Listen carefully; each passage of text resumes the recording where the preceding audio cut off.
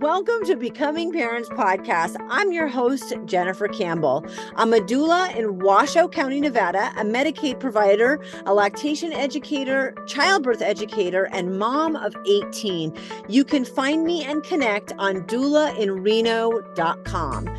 Remember, give a shout out to those who are brave enough to share their stories with us on how they have become parents. Let's dive in. Welcome to Becoming Parents Podcast. I'm your host, Jennifer Campbell, and today I'm here with Sue Donnellan. How are you? I'm doing great. Thank you. How are you? I'm so excited. We were talking about our dogs earlier, and so if yours jumps up in the back, we're excited. We don't mind. Jump in and share your parenting journey with us. I think it's going to be fascinating. Good. Well, it is unique. I will share that much. So you're asking me to start sharing my jump in and tell us. Okay. Well, as quickly as possible, I will try to narrow it down. But I married a guy who loves kids, and I didn't really, I wasn't really too keen on kids. I didn't have a lot of experience with them, so I wasn't raised with younger siblings, and I never babysat for money. I was never one of those gaga goo goo help me hold your baby people. But so after we were married a few years, I said, okay, I'll give you a kid. I'll give you one or two kids. This is a business deal, because I'm an entrepreneur. I've always run my own business, and I'm like, this is a business transaction. I will give you a couple kids. You're a good dude. You're a good guy. We have our first. I did have a miscarriage at first, and that's common. I know many of us have had that.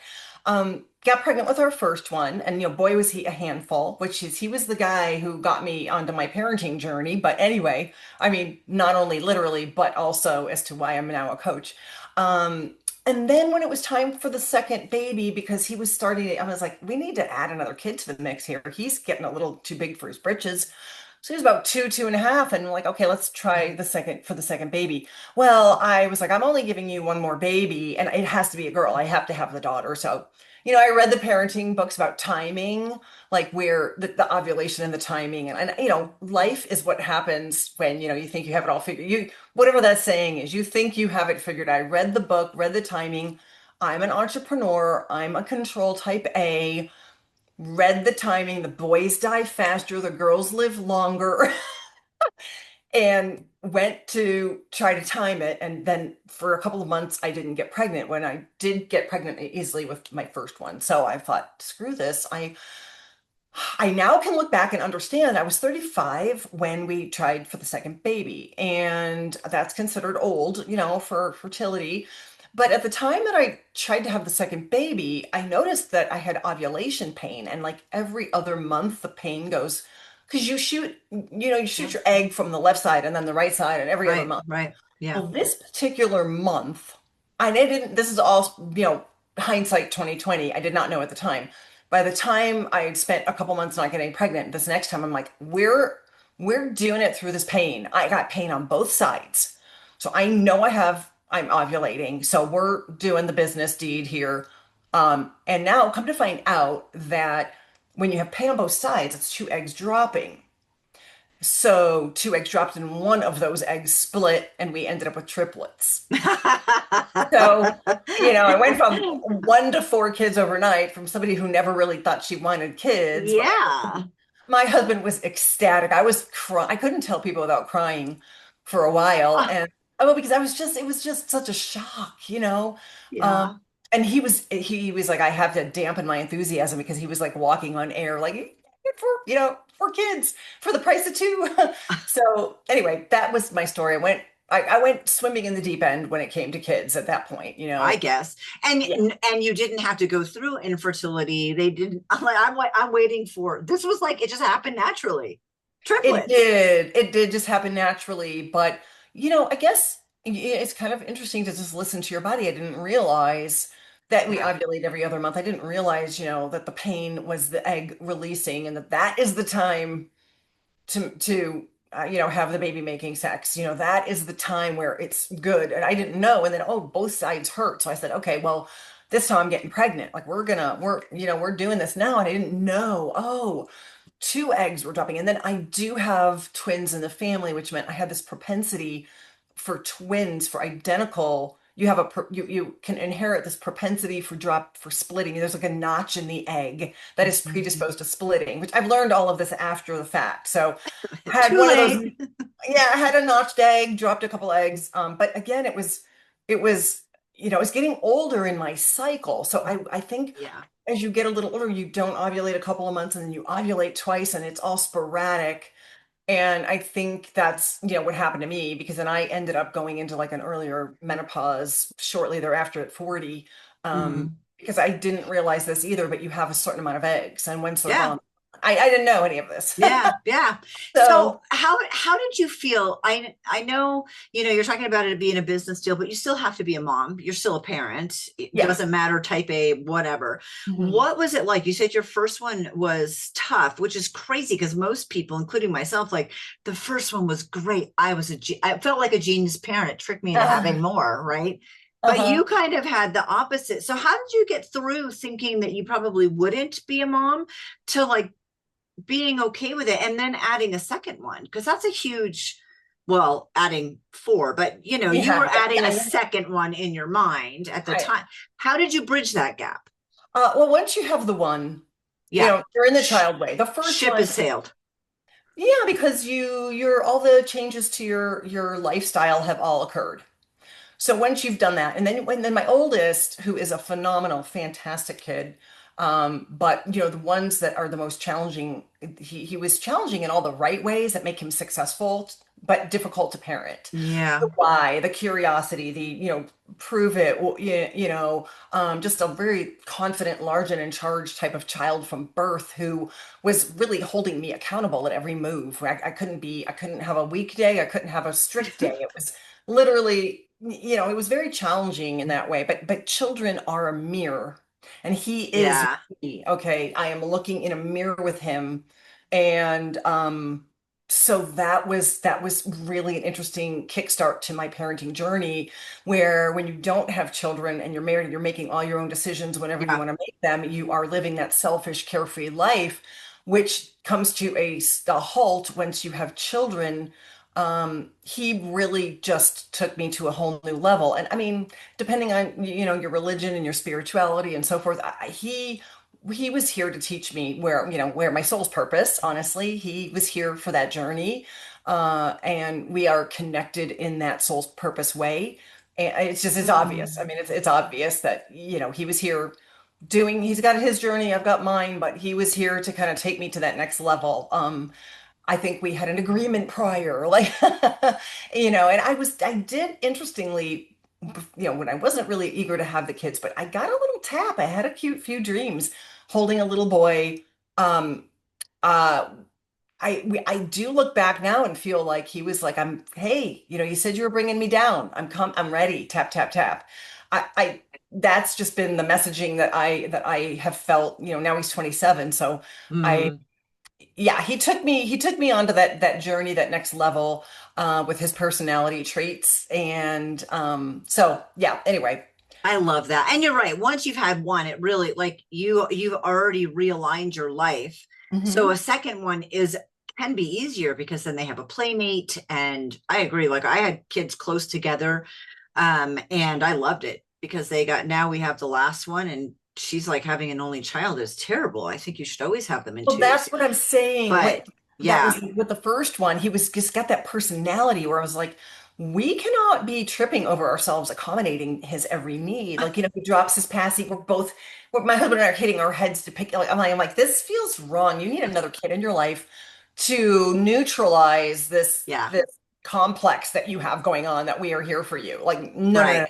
I'm running a business. My husband's in the military. Like, you need to know your place, bro. So, Yeah. like, you know, that's kind of how I looked at it. And then three sisters. You had all girls. So No, you want no, no, no. no. Two boys, identical boys and a girl. Oh my gosh. Yeah, so two more boys. So the two Holy that cow. split were boys, Yes. and then I did finally Identical. get that girl. So Because I was thinking it was three girls and two were identical and one was not. But with boys and girls, it doesn't matter. I was like, how did that work? yeah. So, how honestly, though, if I had gotten pregnant with triplets, even planning it and excited and wanting kids, Hmm. like wanting a big family, I would have been so nervous, I just would physically.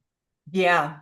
Yeah. Like, how am I going to do this? Three at one time. So take me through that. And then, like, you had to have them, you had to give birth to them. And then you wanted a playmate and you got three. Like, the dynamic has got It to be was nuts. it was it's such a beautiful gift Mm, that took me years to really see. At the yeah. time I was just devastated isn't the right word, but I'm a very practical person. So when like the doctor, when they called in the high risk specialist, he goes, "Boy, you're no Pollyanna, are you?" And I'm like, "No, because you told me, and now the dominoes are falling." I'm like, "Okay, larger car, college degree, but I am not, living like oh, no, I'm a very realistic person. I know what this means in Mm-hmm. day-to-day life." I run my own business, but I ran it from home before anyone else was working from home 30 years ago. So I Yeah. was balancing the business and we depended on my income. So I wasn't just filling in, like I was making a meaningful income for the family and managing the kids. And I did have help. I did have somebody come in during the day so I could focus on my job, but that was like kind of like a smaller amount of time before they started the preschool. But um yeah, it was very overwhelming and I felt like almost a little claustrophobic Mm-hmm. because I'm like, okay, how big am I going? I can't breathe. It was like I can't breathe. Um I allowed myself the time to accept it and find the beauty in it and understand that my body did this naturally, therefore it was meant to be. Right. And even if it's not done naturally, it's still every child is meant to be. So, however you get there is your journey, and it's meant to be, right? So I felt like I needed about a week or two, which I gave myself that grace. And then I yielded. And that's really the only word I can use. It's like I yielded and leaned into the idea that my body did this and it's a beautiful gift. I know that they made us go to the high risk, we were seeing all the high risk people, and they made us go to genetic counselor, and that was the worst appointment of my life. I was like, they were doing the whole selective, we have to pierce each thing, we have to put dye. I said, I listened to them and I said, I am not a really religious person. I'm very more spiritual, whatever. I said, it's in God's hands. Like it's in God's hands. Right. This is what I was given. I will not be doing any of this. And it was great information, but my husband and I left like just overwhelmed. Like what are we saying right now? Like what do you Yeah. so I understand. I guess the doctors feel like they have to have these conversations, but it was definitely a difficult journey. And then when you start going through those types of conversations, I became even more protective Mm. of what it is that I was given and what my body was doing and what a beautiful miracle, it really was. It was that my body was taking care of this. And one of the interesting things is that because my body did do it naturally, I took these kids to like 30, almost 38 weeks. Nice. Okay, that was one I, of my questions. Like, how far did yeah. you get? You and C-section? Yes, a C-section. I was walking, going up and down stairs. We drove to the C-section. The interesting thing is with doctors, you really have to be your own advocate. Oh, yes. But the doctor I had was fantastic, but I'm very natural. I'm a very functional medicine natural. Like, I'm very informed. So I'm not going to just roll over. And they were like, they didn't say these words, but they were treating me that her body is handling this well. So we're just gonna let it wait until until until something happens. I don't know what. And I said, no, no, no. I already know that 34 weeks is considered term for triplets because I did a ton of research. We are not, I'm scheduling my C-section, and they really fought me on scheduling it. Mm. And I thought, well, listen, what are we waiting for? Are you waiting for my water to break or me to be in a dangerous situation? Like, no, no, no. I'm grabbing control of this narrative, of this whole situation. We are scheduling the C-section. I was already at like 35 weeks. I was already good. Yes, I know the lungs have to develop. I know all of these things, but let's schedule it at like 37 and change. And I had a good feeling. This particular doctor listened to my instincts, which I think mother's instincts we know. Hmm. So yes, we scheduled the C-section. And it was fun because like if we hadn't asked, I would not have known they put the sheet up and my husband was in the back. They had me pinned down. So like I had my Yeah. arms pinned, everything pinned. Um, Interesting also that this particular doctor did not take my organs out. He did not feel that that was a necessary thing to do. And then it's a lot quicker recovery, apparently. So most of them, when you do any C-section, they take all your organs out, rearrange everything. But if my husband hadn't asked, we would not have known the order with which they pulled the kids. And Oh, so the fun thing is that they were all pulled out within the same 60 seconds, but of course, whoever was pulled first is the oldest. So my daughter, right. you know what I mean? So she's the only girl and she's the oldest. So we do birth order, which is really funny because 60 seconds, but my daughter, and at the time I wasn't sure if it was a girl or not because she was crunched on the bottom and getting kicked. You could see her just kind of like Hmm. in a ball. And we were like, well, we think that's a girl. We're not really sure. The two boys split egg were up top, just taking all the space. So anyway, yeah, it was an interesting experience, and just a beautiful blessing. At the time, of course, you're overwhelmed and you're exhausted, and Yeah, it's just sure. giant switch to life. But what a blessing. So my oldest just could not wait for his little siblings to be part of like playing play. And there's 3 years between them, so that's Yep. kind of a jump. But he was just hanging out in the playpen, trying to play, trying to, and they are all so incredibly close these days. They are all best friends, super tight. It's just been such a gift. And when I hear parents go, I don't want twins, that's too, I'm like, girl, yes, you do. It's a beautiful blessing. It's so Oh, much. what a switch. It's how phenomenal too. When did now you're a coach and you've written a book. I want to talk about that and I want to ask when in this process and I just love that you went from thinking, oh, I'm not going to have any kids to like I'm going to coach parents and Yeah. I'm going to have four. And guess what? It's triplets. And so segue into that. Like when along this path did you do all these things and what do the kids think of it? Well, they love it. They are very proud of me. They knew they were raised in a unique and special home in the way that I parent, in the way that my husband parents. So just briefly, my oldest again, challenge. Holding me accountable. I was yelling. I did not know any, I had no skills. Okay. I had Mm-hmm. no game as a parent. Nope. I'm type A, I'm a salesperson. Do it because I said and be happy I asked. Why, Yeah. what are we doing? And this is a kid who would just be like looking at me like, don't think so. He's just stubborn and he's self-empowered and all the good things, but just when it comes to parenting, like just go. Like but figure it out. Build your own Lego. Like I didn't know how much hands-on parenting took. So Mm-hmm. anyway, he was challenging and he was looking to try to get attention. He did make the kids cry. My husband got deployed when I had like four kids, four and under. Wow. And it created some behavioral issues with my oldest, it was scary.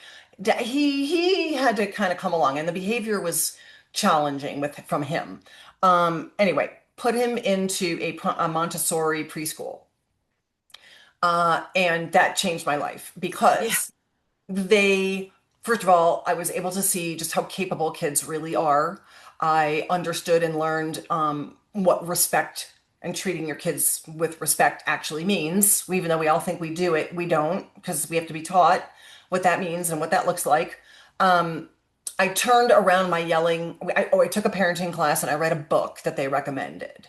And I, I ended up taking, well, I took the one course and then I was so intrigued with the results and the methodology that I went and studied behavioral psychology Of and course you did. took more classes and understood Yeah. like, okay, well, with this, it's like a little is good, a lot is even better. So, but I also realized that I had natural instincts for this. And this is why I talked earlier about my soul's journey. Like I'm a salesperson. I can read a room. I can read personalities. I was able to split the difference on all four, help them find their own purpose, help them uncover who they are meant to be. I have a variety of tricks and ways that I do that, but I had a natural instinct for that. What I didn't have an instinct for was turning behavior around in the ways that kids understand, learn, and listen. So I was yelling. My throat hurt from yelling. I was really tired and exhausted and not really getting through to the kids. And again, the firstborn was even more of a challenge. So like, it's not going to work. The more you yell at me, the more I'm not going to listen. So I had a lot to learn in that way. But Montessori really opened my eyes to all that is possible from children and how to have certain expectations of kids, how to teach with logical consequences, how to win then. I'm a giant proponent of accountability, how to turn that accountability back on them. So now, as the kids grew up, I really started to get a great handle on it. I started parenting. We got a lot of compliments on the kids. People went from groaning that four kids were sitting near them at the restaurant to then leaving and going, it's illegal to drug your kids. They were so good. And I'm like, yeah, I saw your eye roll when we showed up. Mhm. So it was working and it was working times four. And I started helping other friends and then word of mouth. And it grew into a coaching business that was on the side, but is now more of a full-time thing for me. But I didn't feel inspired to write the book until the teenage years. And Okay. yep, because as the kids got older, they understood the difference between how they were being raised and how their friends were being raised. They started spending time at more people's houses. They started looking at other parents. They started kind of just being aware, like, well, my mom and dad don't do that. Well, we don't have that. I had certain rules. I had very few rules, but the rules I had were not to be negotiated. Any other rule beyond that, they were able to have a say, and we would meet in the middle. And they always had skin in the game. That's respect and how to structure conversation so that they are willing to add purpose and value to the home. They're not just being told, here's the chore list, here's what we're doing. It's more like, here's what needs to get done. All six of us are going to take us chore. It's all the family meeting, it's all the family bonding types of things, but the job is going to get done. And just how to structure that, where just having expectations of kids where parents just don't have that. But then the kid gets in trouble because the parent thought that they should have known already. There's no time taken for teaching and training, which is Yeah. another big proponent of Montessori. Taking time for training is super important, which we never do. Yeah. And um, but anyway, teenagers came around and my kids were being given more freedom. They had more independence and accountability. They had already had a home life that was structured around a consequence that wasn't about punishment. It was about life mirroring life's consequences. And so when they got to be older and they were driving or going to jobs or whatever, their friends' parents were like, "Give me the keys. You're not going here. You can't, this restrict." They became more fearful. So the older the kids got, the parents were drilling down on fear and punishing. And that was creating a whole host of rebellious behavior. And we became the home where all the kids wanted to go because they felt listened to and they felt respected and they felt free. So as I started to see what was going on with all these other kids, I mean, four kids, all their friends, Yeah. I thought, and I did get people saying, you should write a book. But, I felt more inspired to do it, and I kept just seeing some of the mistakes the parents were making, all out of fear because they weren't shown some of these things early on. They weren't able to like bake in some of these accountability pieces early on. That then, by the time my kids got older, I was letting the leash go. I was kind of doing this intentional detachment. Um, Right. and this confidence and ability to go, I don't know, what do you think? Letting just that respect of letting them make their own decisions. The more experiences and decisions they could make before they were 18, Mhm. I welcomed. And even if it meant that they were in trouble, even if it meant like they were doing something they shouldn't be doing, they're adults in training. And they're going to be doing things that we are like, oh, whoa, I didn't see that coming, but my kids were not perfect. Nor did we try to raise them to be. They're human beings that need to learn and experience life. Oh, great. So they excited about you writing? Did they give input on some of it or examples? Because, sometimes I talk to my kids, most of them are adults, and I'm like, who is even here parenting you guys? Like, when did these things happen? How did you guys get away with this? Or, you learn things that were happening behind the scenes with your kids Uh-huh. when they get older, Mhm. or things that they really didn't like, or things that they really did like and appreciate. And I think sometimes until they get that retrospect of being on their Yes. own, they Mhm. don't get it. They think you're a jerk and you don't want them to move out. And that is not the case. It's more preparing them to be able to do that and knowing that you're there, you know, if things don't go well, you're there, a safety net. A safety So, net. I use that a lot. I use that in my terminology. I find that just being really open and sharing my my reasons why. So I always have a reason for everything. yeah, And I have a process for everything. And they knew that growing up, like around the house. Like if something looked weird, they're like, well, I know my mom has a reason for that. I don't know what it is, but she has a reason. And then I would always be willing to explain. Um, in my book, one of the things that I teach is about how to make better decisions. And I have a philosophy of called it's 360-degree thinking. And I teach the kids, like on a continuum, how to take every problem and look at it from 360 degrees so that you can make your most informed decision. And that was something that I did innately, and that I found myself doing it to the kids. And they understood that, you know, basically this 360-degree thinking means that there is no right answer or wrong answer. And we never raise the kids to think that whatever they chose was wrong, even though me and my husband would be like, I wonder how that's going to work. Like that ain't going to work out. But we just, hey, oh, let me know how it goes. So it just gave them the freedom to know that they could make the choice, and then they would have the consequence to that choice. Um, and it just is kind of a way that it sparked conversation for us to be able to tell them our wisdom, our adult wisdom.